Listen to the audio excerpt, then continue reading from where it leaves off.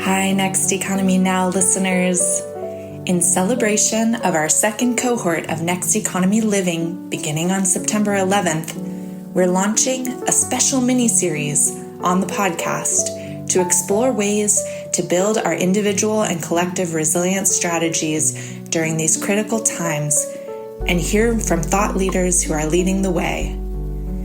If you enjoy this episode and are excited about designing your life in alignment with your values in a supportive community environment, consider joining our fall cohort of Next Economy Living. In this 6-month learning journey, we'll learn how to deepen our security and resilience practices to thrive and flourish amidst ecological and economic crises. Learn more and sign up for a free coffee chat with one of our facilitators at bit.ly/Next Economy Living. And now onto the show.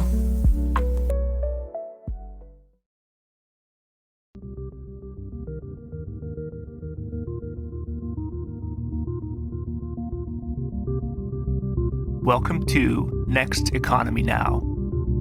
The goal of this podcast series is to highlight the leaders who are taking a regenerative, bioregional, equitable, democratic, racially just, and whole systems approach to creating the new economy. I'm Kevin Bayuk, a partner and worker owner at Lift Economy. My guest today for this Next Economy Living series episode of the Next Economy Now podcast is Farai Harreld.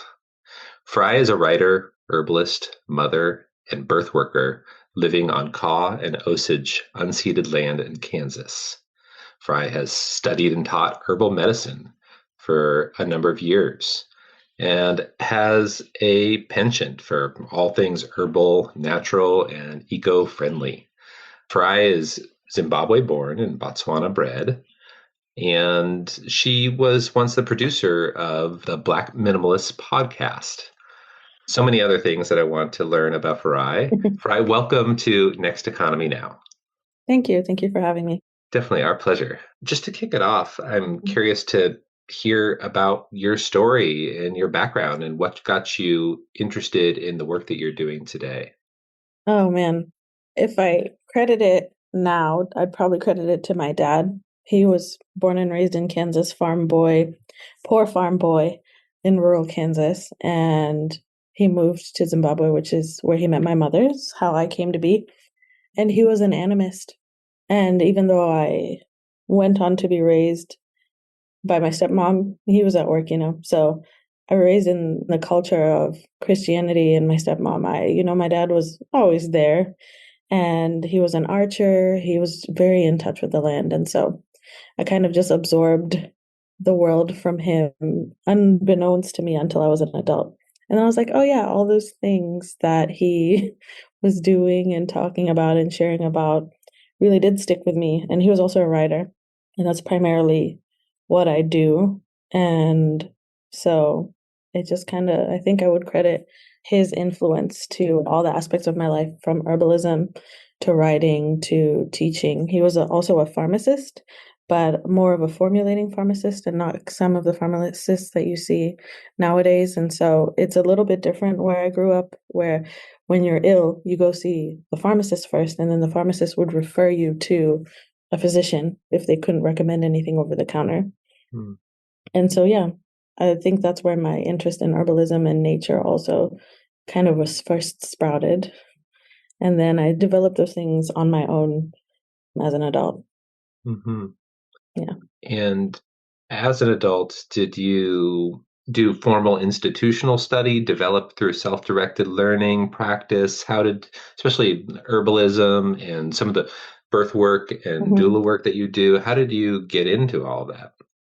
Yeah, so I have a bachelor's degree in public relations, and I was working in advocacy for a while. Herbalism kind of came out of necessity, just because I didn't grow up here. A lot of the products and the food just seemed processed, and it just wasn't working for me. I was struggling with my skin. I was struggling. And so that's how I learned. I just was like, well, I'll just make my own lotion. And then I was like, oh, shea butter. Oh, this feels like incredible. This feels ancestral. This feels like really good. And then I just started doing more research and more research. And so There's no regulating body of herbalism in the United States. It's an unregulated medium, but in other countries around the world, there is, some kind of regulation. So it's self-governing. There is the American Guild of Herbalists, I think, and then there are schools, but these are, you know, not accredited. So Mm-hmm. I took a twofold approach. I did study with some schools, but I also apprenticed with a local herbalist who she was Mm-hmm. an old woman, wise woman. She was an herbalist for about 40 years by the time I met her, and I studied under her for about a year, working in her garden. And so it was a kind of like traditional in the sense of sitting at the feet of your elders, because that is to me what how herbalism started, how plant medicine started. It is the root of allopathic medicine, right? Learning Mm-hmm. from as apprenticing and things like that. So I do have some clinical study under my belt. I don't have a clinical herbalist, quote unquote, licensing. I consider myself a folk herbalist. I don't practice, I don't give people herbal advice. I just, the intersection for me as a writer is I'm really passionate about the lore and the history of herbal medicine and plants and how we as human beings have lived alongside them and lived with them for a really long time. Totally. We see a lot of people doing kind of what you described of reclaiming knowledge of herbalism to address their own health, to actually have some Mhm. sovereignty over their own health and well-being, and then falling in love with the lore Mhm. and the process and sharing with others in their community in different ways. Mhm. But this emphasis, this idea of having some sovereignty over our bodies and health and well-being maybe intersects with some of the other things that you're, a leader in. You were a co-producer of the podcast, The Black Minimalists, Mhm. where you've discussed minimalism and explored it. I'm curious how you relate to the principles of minimalism and conscious living and why you see them as important or just even how you think about them today. Yeah, that was such a long time ago when I did that. It's like 10 years ago. Well, no, maybe 7 or 8 years ago. But it really stemmed from just the overwhelm of living in this country and the over consumerist culture. I was pregnant with my first child, and I was like, man, I'm bringing this kid into this world, and I have so much stuff already. And I was only 25 at the time, and no, I live in the Midwest, and a majority of the people that I'm descended from, or people in my circle, my partner's family, they were all poor people who worked really hard for the things they had, but also, bought a lot of junk. And I didn't want that to be I understand where that came from, but I didn't Mm-hmm. want that to be like the story of my life. I just was like, I was buying things because they were on clearance, but wasn't gonna wear them, or I didn't necessarily need them, Mm-hmm. I wanted to break out of that mentality because I didn't want to bring a child into that world. And that's how I found minimalism, just from doing research. And when some acquaintances and I were discussing this, when we were having these conversations, there weren't a lot of people in the room that looked like us or were having conversations that were relevant to our culture and our experiences. And that's how that podcast came into fruition. And we did a lot of cool things, met a lot of cool people, and learned a lot. But kind of to tie it into everything that I do, I mean, when you are conscious of what you're bringing into your life, whether it's food or what you're putting on your body or who you're having conversations with, it's better for you, it's better for the earth, it's better for your wallet, it's better for everything. And so I just found that in addressing those things and really taking a look at what I was doing, it changed my life for the better. And it made me a better steward of the earth. It made me a better parent. It made me a better partner. It made me a better person in general because I was making conscious decisions as opposed to just rapid fire consumerism or rapid fire indulging in things like that. Do you have thoughts now on how that consciousness could become a more common part of the cultural story of people everywhere to make the ideas of minimalism, like your observation that when I look at minimalism or research it, I definitely see mostly rich white people. Yeah, facts. And that is, going to be a big barrier for the Mm, beauty of what you just shared accessible to everybody, to be mm, create an inclusive kind of culture around this idea of conscious living and some sovereignty over our own well-being and the health of our community. So, how do you see making that ideas of minimalism, the concept, the consciousness more accessible, or do you see it as something that's possible even? You know, that phrase of there's nothing new under the sun tends to stick to me. Clever marketing can make things seem new and novel, but there's tons of people around the world who live minimalist, beautiful lifestyles or cultures in which excess is not a part of the global lexicon. I think the global lexicon of those cultures. I think one of the biggest issues that we have right now is these guys, our phones. They just put everything at our fingertips. And if you're not, it's really hard to be conscious when the world is kind of on fire and TikTok shop is selling you this thing that's going to organize your kitchen for $6. This will be the thing that fixes you. And so I think there is no easy answer. I think it really does, like, people have to step away from their phones. They have to step away from purchasing things or going to the store because you're bored or going to the store because you've got nothing to do, like we need to find other sources of pleasure. And I think I don't have the answer for that. Minimalism is accessible to everyone in different ways, but I don't know how to get people to unplug. Mm-hmm. Totally. Going to be a perennial challenge with all the fly distractions of technology, and knowing that that technology is designed to try and capture the attention of people for consumption rather than to ennoble their lives for their well-being and the health of their community. I totally agree. I see it as minimalism is just a word, but that consciousness of living within the means of a bioregion and taking care of one's self and one's family is actually super common. Like you said, all over the world. But those stories are not what we see on TikTok. Those stories are not told. Can you share with listeners of Next Economy Now any of the when that consciousness comes into one's life, even though it's difficult, say in Kansas or in the United States in general, what does it look like? How does it show up? And you can highlight any things about herbalism or just any other things that come to mind, or maybe from your parenting and the work you do around birth. There might be 1,000 different things, but if there's a couple of examples of how it shows up beautifully for your life and in your community and people that you know and that you've communicated with. Yeah, I think the word mindful comes to mind. I think that was what practicing minimalism gave me, was mindfulness. And that does infuse into every aspect of your life, because then you do question, is this belief system one that resonates with me, or is it one that everyone is doing and I'm doing it, but am I actually getting anything from it? Am I actually benefiting from this job?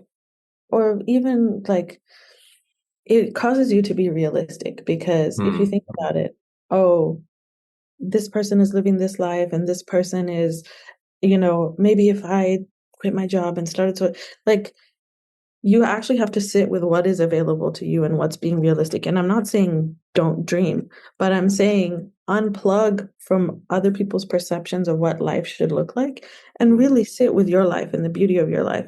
One thing that I witnessed as a young mother was that one of the biggest things that we need is community, right? And being on, I don't know why I'm talking about phones a lot, but being on your phone a bunch and scrolling TikToks and seeing other people in mothering or other people parenting or showing you what life is like supposed to be like. Yeah, you may learn and glean some really important things, but that does not take away from real life lived experience. And like putting your phone down and making eye contact with the people in your life. It does not equate to going on a plant walk. Not, you can watch a video about a plant walk, but it's completely something else to go and learn in person from someone. And it's scary if you're going into unknown places, or it's challenging to join the board of a local conservation organization if you have minimal experience with boards. But what you get from that is so much more life-giving and community building than anything you could ever experience attempting to find those things online. And I think when you're mindful about the decisions and the choices that you make, when you really pay attention and be like, what is it that I want for my life? I think a majority of humanity, we just want connection. And when you're mindful about the connections, if you're mindful about the friendships, then you change the needle a little bit for each generation. You change it and you improve your mental health or your physical health, and you change the narrative for your children or your descendants or the descendants of people that you have interactions with if you don't have children. I think a lot about us being mammals and human being and what's intrinsic to us, nature, and like what it means to have interactions. Where I'm from, there's a big culture about your siblings' children are your children, or the children around you are your children. And so you're supposed to treat them with the care and the affection or intention of understanding that you are raising the earth. We are earth, And so how you behave, how you show up, how you treat other people is how you're treating the earth, how you treat other children, how you treat, you're moving the needle, you're living on earth, you're having this experience, and you're supposed to be making it better for everyone, including yourself. And so I think that's what mindfulness is being conscious of the decisions that you make, of how you talk to people, of how you show up in the world. So yeah, that's where I think, I don't know if I answered the question directly. Well, totally. A couple things I heard that stood out to me were there's this consciousness or being mindful and kind of orienting around the life that you want, taking care of your life, not what is being told to you or some other image of a life, but what is it that feeds you, and really orienting around that. And not that it's easy, but that if you have that consciousness and the consciousness that extends to that, your well-being is actually interdependent on the well-being of those around you, not just yourself and your children, but your friends and community, their children as well, are also part of your expression of being alive and whole. And then I also heard the importance of community, where not just the phones, but there's so much that's distracting us from being connected in real life. And so part of growing this consciousness, I mean, actually, maybe do you see a connection between the growing of this mindful consciousness and the idea of being in real life, in community, that those things are related to each other? I'm just curious if you see connections there. Because then, and it doesn't mean that you have to be involved in everything, but it just means that you have a community, you are safe and stable or supported, or you are providing support to someone. I think that's why I ended up going the granny mid, because I'm a traditionally trained doula, like a certified birth doula. And then when it went for my postpartum training, I wanted to go with like a real traditional, so I found a amazing woman, midwife, Divine is her name, Sister Divine, and she teaches, her course is called like the Granny Midwife Way. She teaches the ways in which the Southern granny midwives would care for women after birth. And with my first child, I had really bad postpartum, but I was also very alone, highly educated, very depressed, struggling, not enough community, not enough support. And I was like, how do we prevent that? What about this civilized society? Like, there's so many women who have the same experience. Yeah. And so I knew that I needed to find the root, go back to it. And then my own white grandma from the South received care from the Black granny midwives in Arkansas, so I was like, it's all interconnected. At the root of it, that care is so important, and that we put all these fancy words to it now, like, seeking community, but those things were human nature back then. And now I think we're just so splintered that we kind of have to find our way back to those ways. And so we use words like mindfulness and community and seeking community. And I'm going to be the first person to say those words too, but just going back to simpler times, to be more minimalist about it. Right.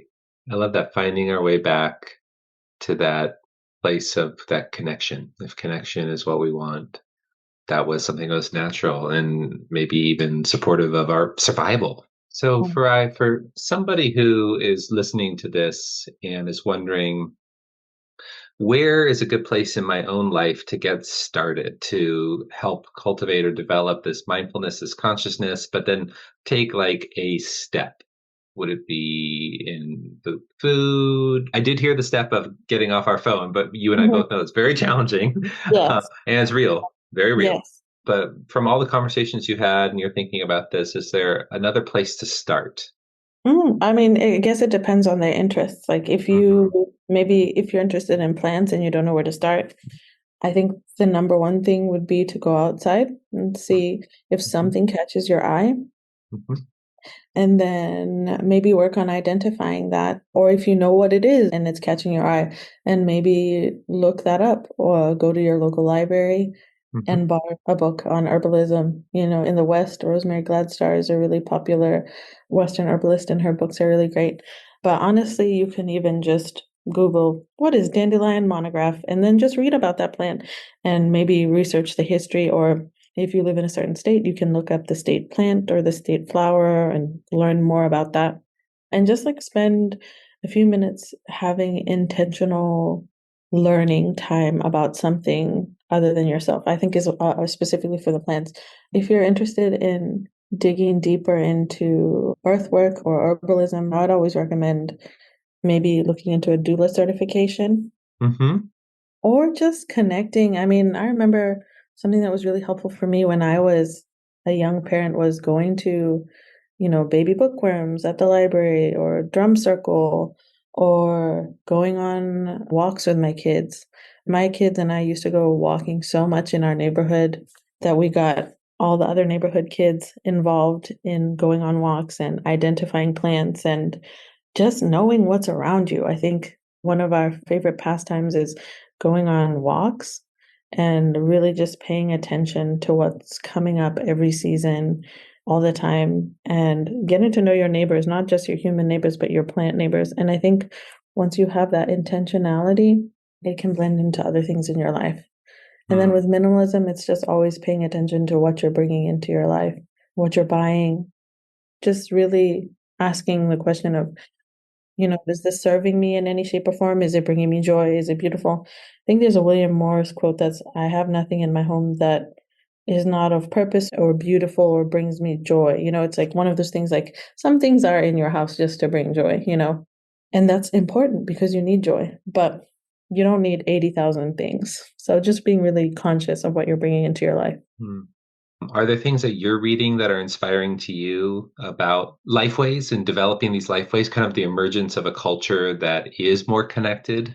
Are there Mhm. things that inspire you or that you're excited about?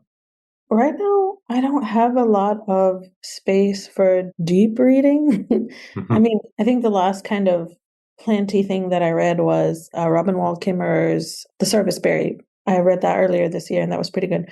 And then right now, Substack is really doing it for me because I'm reading, short things from other herbalists that I really admire and other folklorists that I admire. I'm not going to remember any of the names right now, unfortunately, but there's an African mythology folklorist that I really love on Substack. There's a European one as well that I love. I know her name, Danica Boyce. I do like her podcast as well and her Substack. And then there's also some brilliant herbalists like Val. I really love her Substack. I think it's called, oh man, I'm just gonna have to send you the link because I'm gonna butcher it. All these No people, worries. they name their writing all these brilliant things. I think it's called like the medicine something. Oh gosh, sorry. Can you tell I have ADHD? Uh, You're a parent. I've been there. I know. My reading changed from yeah, all these great. I had this great book list, and then my reading changed to like, oh, quick thing. yeah. So the short kind of weekly publications are really what are doing it for me right now. And then also, I'm just really into fantasy, reading Mhm, fantasy right now because it's like the perfect distraction once my kids are asleep or if they're napping. mhm, mhm. Because sometimes you just don't want to be on Earth. You just want to, as much as I'm like, Earth is my home, I love it, save it. But then I'm also like, I need to be taken to a fantasy world where I can escape the horrors of the reality of the life sometimes. For real. So I have been doing a lot of reading for pleasure, guilt free, just having fun. I love that. That's very intelligent in these times to Mhm. find the things that bring joy and imagination and animate our imagination when reality is so harsh and there's a lot of things that are happening that are very challenging. For sure. For anybody listening, is there anything that Next Economy Now listeners or those interested in Next Economy Living can do to support your work or help your community in any way? And it's okay if there's not, but just if there's any requests that you have to anybody listening. Oh, thank you. I'm trying to build up my Substack readership. So if you can follow me at thehillbillyafrican.substack.com. And then I have a postpartum zine coming out. I have a current zine that's called How to Take Good Care. And that one was just general care of humans. And one of the things that I experienced when I was working for this mental health organization in my community is that a lot of people just were not taught basic care. And, like I remember working with people who did not know, were not taught how to wash their hands. So I remember when COVID happened and people were shaming people for not knowing how to wash their hands. And I'm like, that some people, unfortunately, maybe that not me to be the reality that you grew up in, but there are a lot of people who were not taught basic care or how to be in community with each other or where to start if something happens to someone and you want to be there for them. And maybe you don't have monetary help, but you can bake or you can make a recipe or you can do this. And so that was kind of where my first zine was born from, and it's called How to Take Good Care, and that one is available right now by ebook, but I did sell physical copies, and I'd really love to do another run of physical copies. So I'm thinking about opening up pre-orders for that. But that one just has a lot of herbal recipes. It has poetry and prose and, just a lot of the things that I've uncovered over the past 10 years of being in this kind of helping profession. And just my stories, like my children and what we learned from the mushrooms in our neighborhood to different things like that. I could talk about that stuff forever. Yeah, so I'm working on a postpartum zine specifically for people who have just given birth. And then, I think those are the two main things right now. So Substack, and if you're interested in my zines, they're on my website, which is faraiharreld.com. Amazing. And we'll link that in the show notes, those opportunities to track, follow, support, learn together. Thank you for that really critical and important work. Farai, is there anything that we didn't talk about for Next Economy Now, Next Economy Living, that of this finding our way back to connection that we should have talked about, or that any last words you want to share? No, I don't think so. Thank you for giving me the opportunity. This was a good discussion. I'm so grateful for your time, your presence, your work, your contributions. I think it's extraordinarily valuable. You're helping, I think, animate the imagination of the public in terms of finding our way back to a culture and a community that's able to take care of each other, be in connection with ourselves and the earth, and ultimately have the possibility for a reliable prosperity for everybody, not just some people, but for everybody, with no one left out. That's the world sacred. I imagine anyway. I'm right there with you. Thank you, Farai. I really appreciate you. Thank you, Kevin. Have a good one. You too.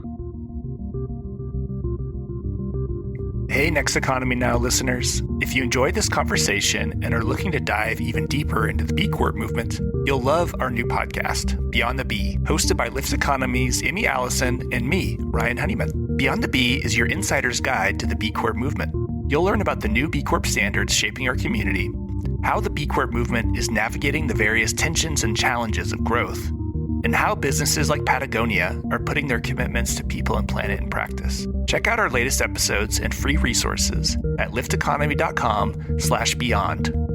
You can also subscribe to Beyond the B on Apple Podcasts, Spotify, YouTube, or wherever you get your podcasts. Thanks again for listening.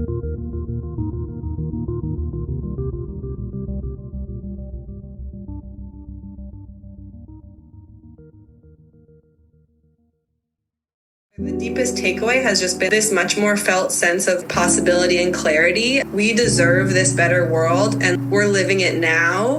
And when we work together, we have so much power, and there's just so much capacity for really beautiful transformation in like the home, in the workplace, in community spaces, in learning spaces. So I'm really, really glad that I chose to sign up. You just heard from Emily, a graduate of the Next Economy MBA. If you're interested in creating an organization or vocation that aligns with a world that works for all life, we'd love to have you join our fall cohort beginning September 30th. Our 9-month program is designed to provide an accessible introduction to business and organizational fundamentals from a just and regenerative perspective, based on our work with over 300 social enterprises and 700 alumni who are transforming communities around the world. Learn more and sign up for a free intro session at lifteconomy.com/MBA. Plus, save 20% on tuition through August 11th during our early bird sale. Thanks for listening, and now onto the show.